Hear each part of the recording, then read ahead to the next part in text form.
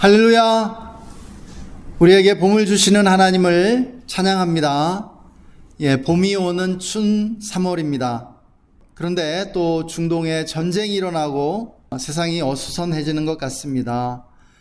전쟁의 소문으로 또 세상이 흔들려도 주 예수님은 우리의 평화가 되시는 줄 믿습니다. 인생은 한치 앞을 내다볼 수 없고 또 내일 일을 알 수 없는 것 같습니다. 우리가 지난주에 갑자기 중동에서 전쟁이 터지는 바람에 크게 놀랐었는데요. 한 주 동안 주가가 폭락하고 또 기름값이 빠르게 오르고 있습니다. 이렇게 우리는 하루 앞도 내다볼 수 없는 전쟁인 것이죠. 이것은 우리 자신의 삶도 마찬가지입니다. 우리 자신의 삶도 내가 내일 어떻게 될지 어느 누구도 알 수 없다는 것이죠. 이것이 바로 인간의 한계이고 인간의 연약함입니다. 우리가 이 세상의 그러한 소식들에 놀랄 뿐 아니라 또한 우리 주변에서 들려오는 소식들로 인해서 또 충격받을 때도 있죠. 유명하다는 목사님이 또 스캔들로 넘어졌다든지 또 한때 신드롬을 일으켰던 기도운동이 갑자기 내부적인 범죄로 인해서 멈추었다는 그런 소식들을 들을 때면 우리가 또 충격을 받습니다. 그렇지만 이런 일들이 우리의 믿음을 흔들 수는 없습니다. 왜냐하면 우리가 인간의 연약함을 잘 알기 때문입니다. 인간은 너나 할 것 없이 누구나 다 죄인이라는 것이죠. 완전한 사람이 없다라는 사실입니다. 그래서 우리는 믿음이 굳건했던 믿음의 형제 자매들 가운데 어떤 사람이 어느 날 갑자기 믿음을 떠나는 것을 보기도 합니다. 또 경건해 보였던 사람들, 결코 그렇지 않을 것이라고 믿어 의심치 않았던 사람들이 또 죄에 빠지기도 하는 모습들을 보기도 하는 것이죠. 우리는 그것을 보면서 정말 인간이 얼마나 연약한지 또 우리 안에 있는 이 죄성이 얼마나 정말 큰지를 보게 되는 것입니다. 사랑하는 여러분, 인간은 어떤 존재일까요? 인간은 방황하는 존재입니다. 흔들리는 그러한 존재라는 것이죠. 거센 물결에 요동치며 표류하는 존재입니다.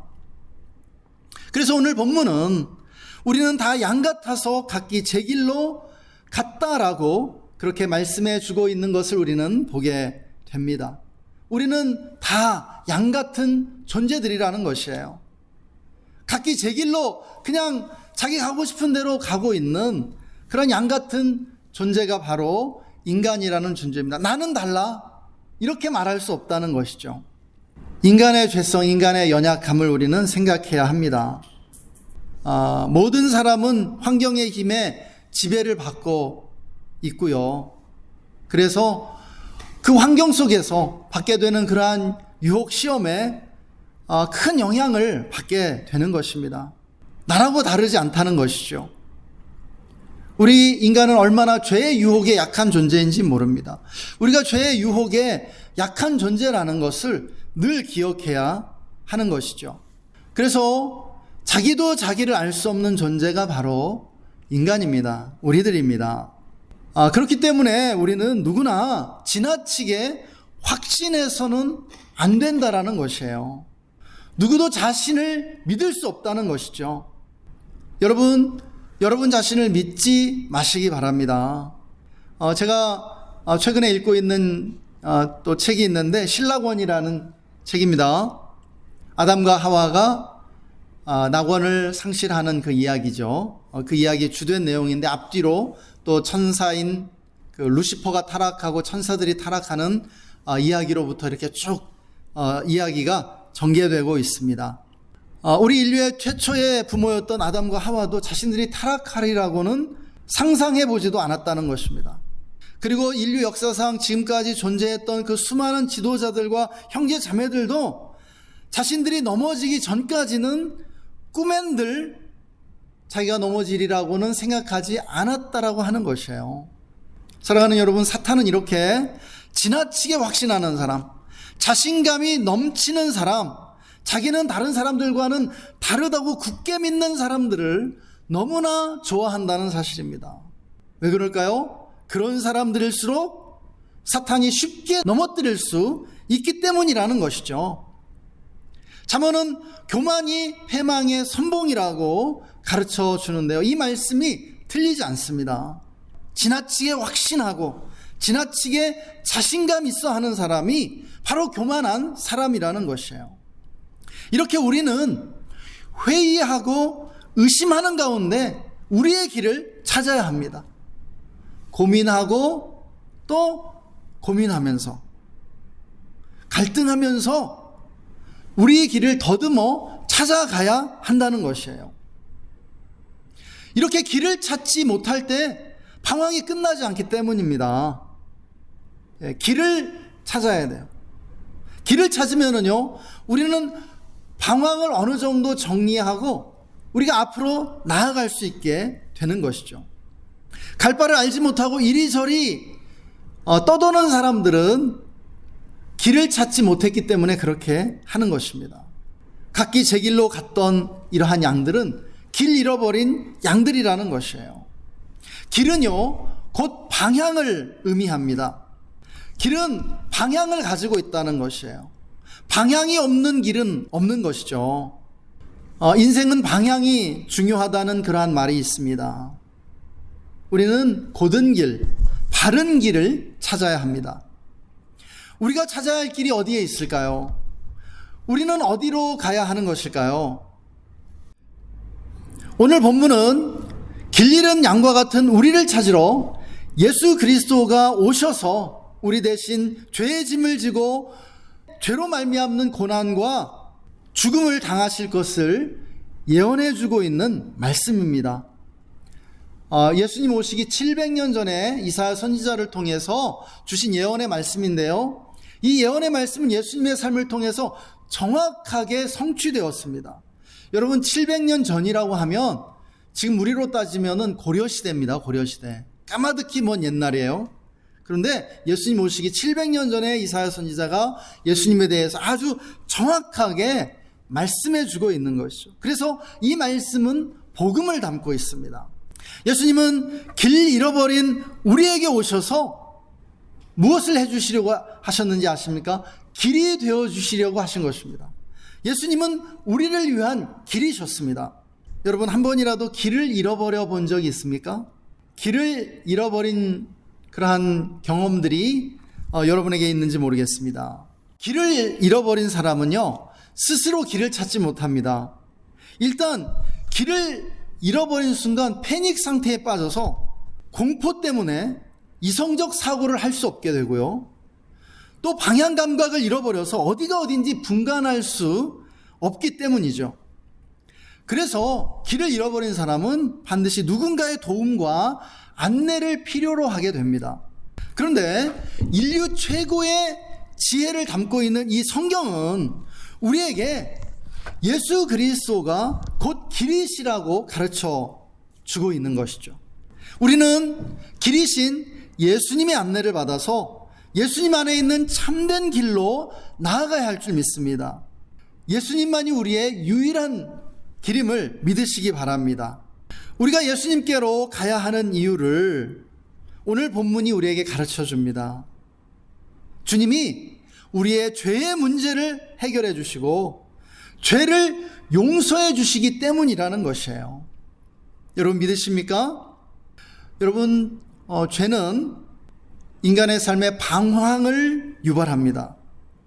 죄는 우리에게 방황을 가져오는 것이에요. 인간이 왜 이렇게 방황을 하느냐? 죄 때문이라는 것이죠. 방황은요, 죄의 뿌리로부터 나오는 것입니다. 죄로 인해서 인간의 마음은 분열되고 갈등과 번민을 하게 된다는 것이에요. 그래서 죄를 지으면은요, 사람들이 방황하게 됩니다. 길을 잃어버린 것 같은 그러한 느낌을 갖게 된다는 것이죠. 여러분, 모든 인간에게는 죄책감의 문제가 있습니다. 이 죄책감은요, 너무나 크기 때문에 우리를 누르고 아무것도 할 수 없도록 우리를 붙잡고 있는 것이죠.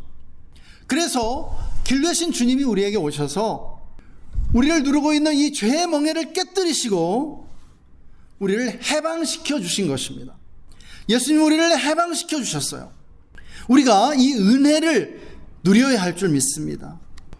우리는 무조건적으로 우리를 용서해 주시는 예수님의 은혜를 믿고요, 예수님의 은혜를 힘있게 받아들여야 합니다. 붙잡아야 합니다. 이렇게 할 때 예수님의 길을 따라 앞으로 힘있게 나아갈 수 있다는 것이에요. 또 우리가 예수님을 믿을 때요, 예수님의 그 은혜를 믿을 때요, 나를 용서해 주시는 그 은혜를 우리가 붙잡을 때요, 주님이 우리의 목자가 되어주셔서 우리를 인도해 주시고 보호해 주신다 말씀하십니다. 목자이신 주님은 우리를 양육해 주시고 우리에게 힘을 주시는 분입니다. 그래서 우리는 주님 안에서 독수리같이 힘차게 날아오를 수 있다는 것이죠. 하나님은 성경을 통해 우리 앞에 두 개의 갈라진 길이 있다고 끊임없이 말씀해 주고 있습니다. 우리는요, 지금 선택의 기로에 서 있는 것입니다. 매 순간 이 선택의 기로 가운데 있어요. 여러분, 우리 앞에 두 길이 있습니다. 생명의 길과 사망의 길이에요. 축복의 길과 저주의 길이에요. 우리는 이 둘 중에 하나를 선택해야만 한다고 주님은 우리에게 말씀해 주십니다. 여러분, 우리 인간의 삶이 왜 이렇게 힘들고 어려운지 아세요? 이 두 길 가운데 하나를 선택하지 못하고 갈팡질팡하면서 갈등하고 번민하기 때문입니다. 인간의 마음은 선과 악이 혼재되어 있죠. 인간의 마음 안에 이 선과 악이 함께 있습니다. 그래서 선한 마음과 악한 마음이 분열하고 갈등하고 있다는 것이죠. 그래서 우리 안에 이 두 가지 길을 다 선택하고 싶은 마음이 각각 있습니다. 이 두 마음이 싸우는 거예요. 갈등하는 것이에요. 하나를 선택하면 마음이 편할 텐데 인간의 마음은 온전히 그렇지 못한 것이죠. 여러분, 온전히 선한 사람은 생명과 축복의 길을 선택하겠죠. 온전히 악한 사람은 사망과 저주의 길을 선택할 것입니다. 이런 사람들은 그냥 쭉쭉 그 길을 가면 돼요. 그런데 대부분의 사람들은요, 이 두 마음이 어느 정도 비등한 힘을 가지고 있어서 우리를 정말 끌어당기는 것입니다. 양쪽으로. 그러니까 우리가 지금 우리의 몸이 갈라질 지경이에요. 대부분의 사람들은 갈팡질팡하며 번민하고 있는 것이죠. 그러나 주님은 우리에게 선택을 요구하세요. 우리에게 결정할 걸 요구하고 계세요. 선택해라. 그런데 우리는 어떤 것을 보고 선택해야 됩니까? 우리는 끝을 보고 선택해야 합니다. 우리는 알아요. 생명의 길, 축복의 길을 선택하면 그 끝이 어디로 가는지. 지금 당장 좁고 협착해서 힘들지만 생명과 축복의 길을 선택하면 그 끝이 영원한 생명과 축복과 평강이라고 하는 것을 우리는 알고 있는 것이죠. 반대로 사망의 길, 저주의 길을 선택하면 지금 당장은 넓고 편하지만 그 끝이 영원한 사망과 저주와 고통뿐이라는 사실을 우리는 알고 있습니다. 그럼에도 불구하고 방황하는 거예요. 그런데 우리는 끝을 보고 그 결과를 보고 선택해야 된다라고 주님은 가르쳐 주십니다. 사랑하는 여러분, 생명의 길, 축복의 길은 십자가의 길이요, 의의 길이요, 믿음의 길이요, 좁은 길입니다. 좁고 험한 길이에요. 반면에 사망과 저주의 길은 넓은 문, 넓은 길이요, 많은 사람들이 다니는 길이요, 불의와 죄악의 길입니다.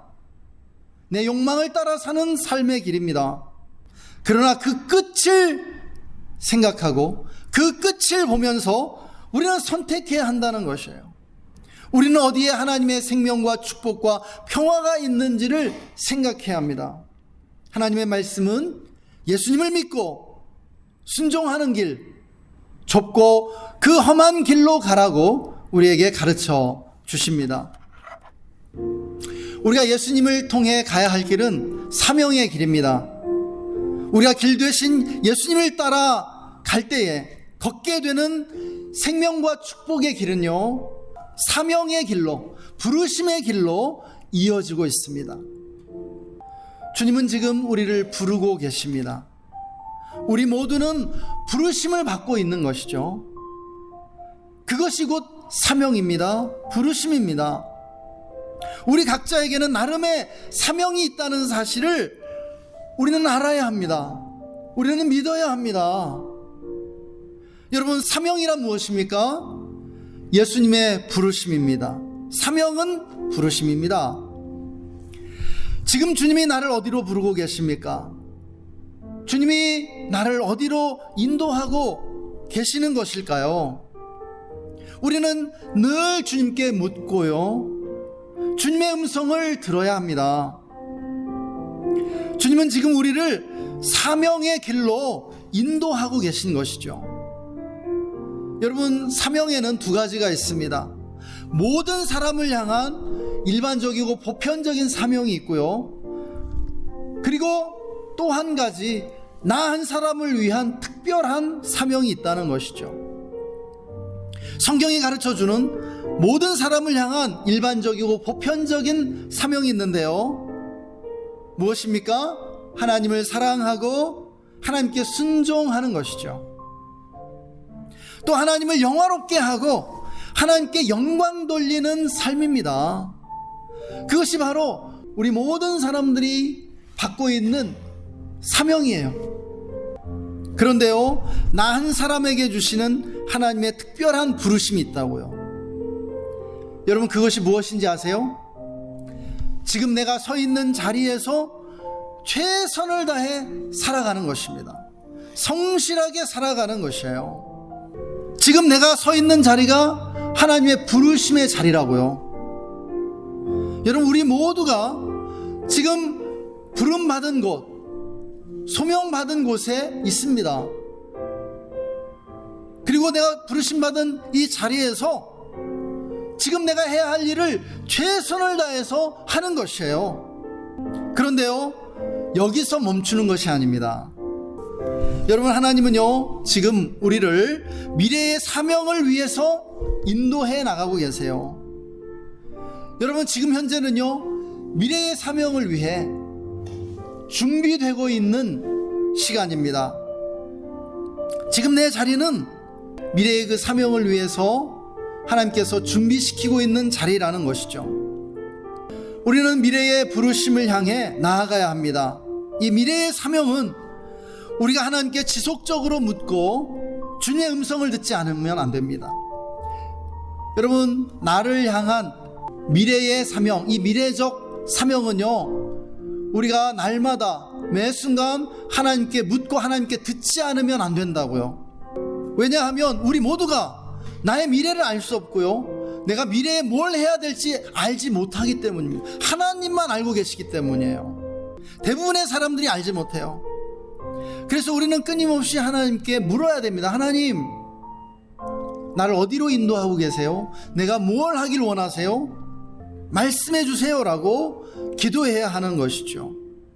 나의 미래의 사명이 무엇인지 하나님의 음성을 듣는 것을 게을리해서는 안 됩니다. 그러면요, 하나님께서는 반드시 깨달음의 형태로 우리에게 말씀해 주십니다. 그리고 우리를 인도해 주세요. 사랑하는 여러분, 날마다 우리의 삶 속에 세상 대신 예수 그리스도의 길을 선택하고 사망과 저주 대신 생명과 축복의 길을 선택하며 방황이 아니라 사명의 길을 선택하는 여러분 모두가 되시기를 축복합니다. 우리 모두가 되기를 축원합니다. 할렐루야. 이 시간 우리 다 함께 기도하시겠습니다.